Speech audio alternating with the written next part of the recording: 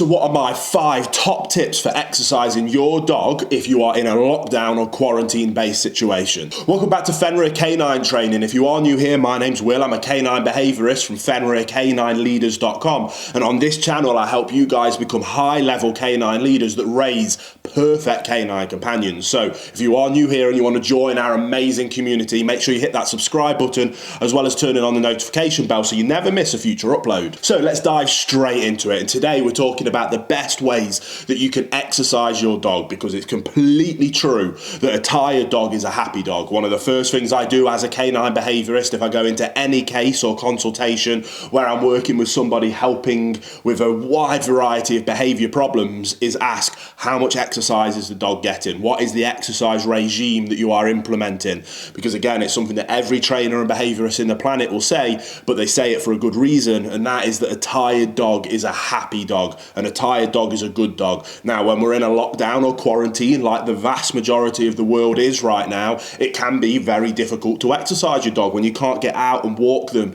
as much as you want to. So in this video, I'm going to break down some really easy tips that you can start today doing with your dog to really tire them out. Now, some of these tips can be used in the garden, but all of the tips can be used in the house as well. So obviously, if you've got a garden, the bigger the garden, the easier some of these things are going to be, and the easier it is to exercise your dog. But even if you're stuck in an apartment complex with no access to any garden, you can do all of these tips and really help exercise your dog so that they're nice, happy, content members of the family during this difficult time. So at number 5, I have trick training. Now, when I say trick training, I'm going to talk about the real kind of high-level obedience routines that you might see somewhere in scruffs. Now, obviously, trick training also is a fantastic way to mentally stimulate your dog and really alleviate any kind of mental boredom. And we've got a whole video that we did yesterday dedicated to that exact thing. And you might think that, oh, just getting your dog to do sit might not necessarily be the best exercise for them. But when I'm talking about this kind of trick training, I'm talking about those routines where you can really instigate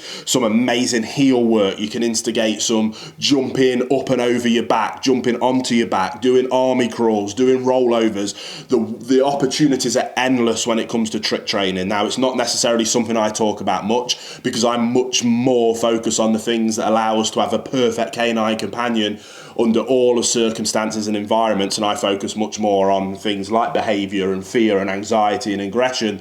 But trick training is definitely something that can be an excellent opportunity right now, and if you really ramp it up, and like I say, we're only just scratching the surface of what's capable with dogs, you can make it not only really fun, an amazing way to build your relationship with your dog, but you can make it very tiring for your dog as well. So really dive into this one now. Use the time as well as you can. Try and enjoy it and go to the extreme levels. Now, a lot of you guys out there follow me because I'm a big fan of large, powerful breeds. So I really want to see you tagging me on Instagram, tagging me on YouTube, or uploading videos to YouTube and sending me the links, because I want to see some English Mastiffs and some Connie Corsos, not just German Shepherds and Malinois. I want to see these big, powerful breeds doing some fantastic obedience stuff that's usually left for the Malinois of the world. So get stuck in, have some fun with it, and tire out your dogs. At number 4, I have a controversial one. Now, this is something that a lot of people will debate, and it's a very heated debate, and that is tug of war. Now, personally, if you follow me for any amount of time, you'll know that I advocate the most important thing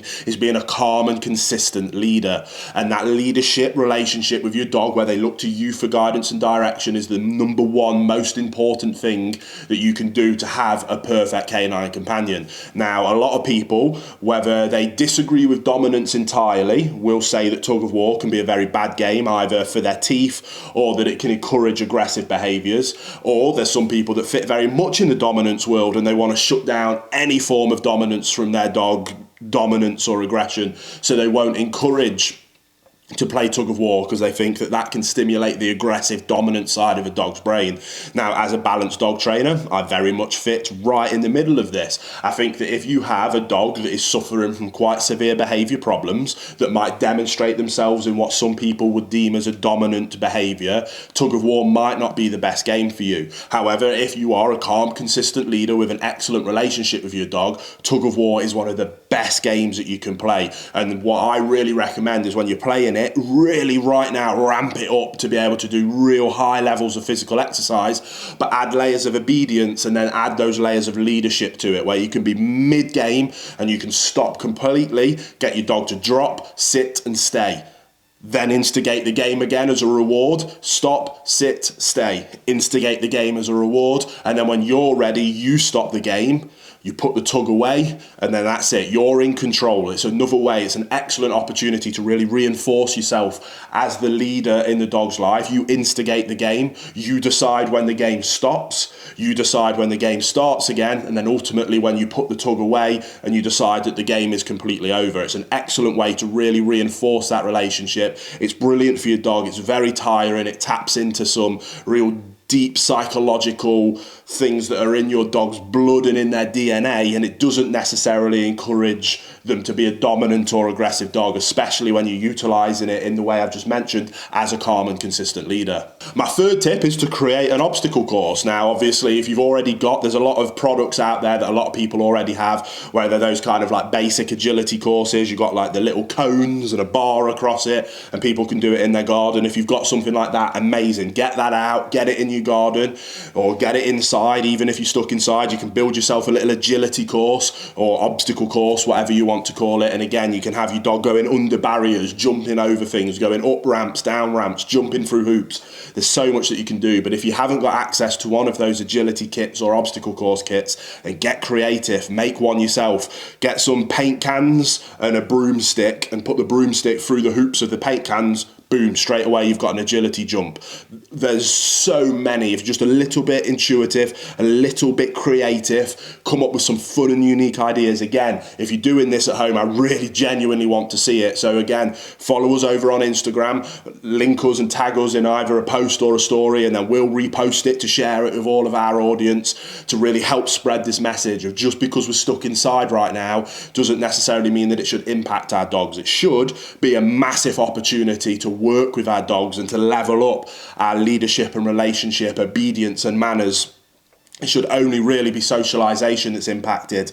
And if socialisation's impacted, if you've worked on your leadership and obedience, that'll be the best way to overcome any issues that might arise through a lack of socialisation right now. So again, I'm going to be keeping banging on about this in these videos. I'm going to keep doing these videos while we're stuck in this lockdown and quarantine, and you're going to get sick of hearing me say it, but I really think that now is an excellent opportunity. What I don't want to see, and my biggest worry kind of as what I do as a canine behaviourist, is we get out of this in 3 to 6 months, whatever it's going to be, and then I get flooded with requests for help with their dogs that are displaying incredibly negative behaviours, or even worse, seeing the statistics that shelters are overwhelmed, that more dogs are being euthanized than ever. I don't want to see that, and I don't think we need to see that if we're proactive now and utilise this time as effectively as possible. So please get stuck in. If you need any help with that, I've got my Perfect Puppy courses listed in the description box below. My boot camp course is listed in the description box below. Right now is an excellent time to put your dog through a boot camp,